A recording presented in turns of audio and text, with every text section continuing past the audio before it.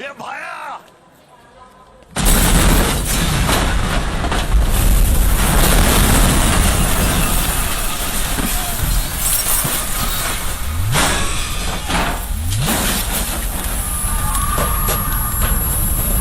भारत के most wanted criminal Dawood Ibrahim को लेकर कई तरह की रिपोर्ट सामने आती रहती हैं और अब बताया जा रहा है कि दाऊद इब्राहिम इस समय कराची में है। दाऊद के कराची में होने का खुलासा उसके भांजे अली शाह पारकर ने प्रवर्तन निदेशालय के सामने किया है। इतना ही नहीं, अली शाह पारकर ने यह भी बताया है कि उसके परिवार कई मौकों पर दाऊद की पत्नी के साथ संपर्क करते रहते हैं। ग्लोबल टेररिस्ट दाऊद इब्राहिम के पाकिस्तान में होने की कई बार दावे सामने आए हैं। दाऊद के कराची में होने की खबर के बाद एक बार फिर दाऊद के कराची में होने की रिपोर्ट्स के बीच आपको बताते हैं कि दाऊद इब्राहिम ने कब भारत छोड़ दिया था और दाऊद के जीवन की क्या टाइमलाइन है। इसके बाद आप दाऊद के बारे में काफी कुछ जान पाएंगे। नंबर 1, दाऊद ने कब छोड़ा था भारत। दाऊद के भांजे अली शाह का यही कहना है कि दाऊद इब्राहिम ने 1986 के बाद भारत छोड़ दिया था और नजदीकी सूत्रों से जानकारी मिली है कि वह इस वक्त पाकिस्तान के कराची में है। इसके अलावा अली शाह ने बताया, जब दाऊद कराची गए थे तब मैं पैदा भी नहीं हुआ था। अब ना तो मैं और ना ही मेरा परिवार उसके संपर्क में है। हाँ, लेकिन कभी कभी ईद,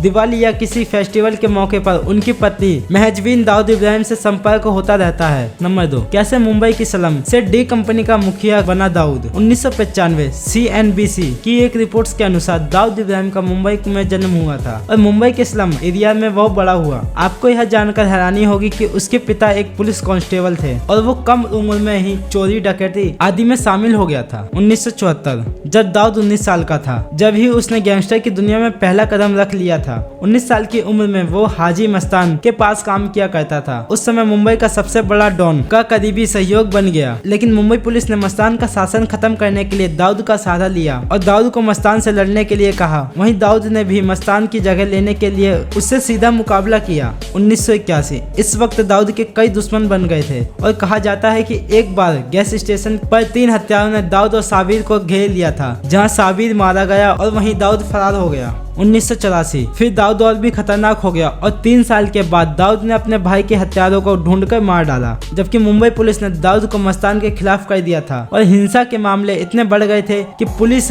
के लिए संभालना मुश्किल हो गया। इसके बाद 1984 में दाऊद पर हत्या का आरोप लगाया गया। कहा जाता है कि बाद में दाऊद दुबई भाग गया, जहां वो व्हाइट हाउस नामक एक बंगले में रहता था। साथ ही दाऊद ने अपने घर में क्राइम के बड़े मास्टरमाइंड को बुलाया और छोटा राजन को अपनी डी कंपनी चलाने के लिए कहा। 1981 जैसे ही भारत ने विदेशी देशों के लिए अपना बाजार खोला तो काला बाजारी का जमाना पुराना होगा। धीरे धीरे मुंबई के डाक पर दाऊद के खेप वाले जहाजों की संख्या कम हो गई। कहा जाता है कि उसी साल पुलिस और डी कंपनी के मेंबर्स में भारी गोलाबारी हुई। इसके बाद दाऊद कभी सामने नहीं आया। दाऊद के लिए आपकी क्या राय है, कमेंट में जरूर बताएं और ऐसी लेटेस्ट जानकारी के लिए हमारे चैनल को लाइक, कमेंट, सब्सक्राइब करना ना भूलें।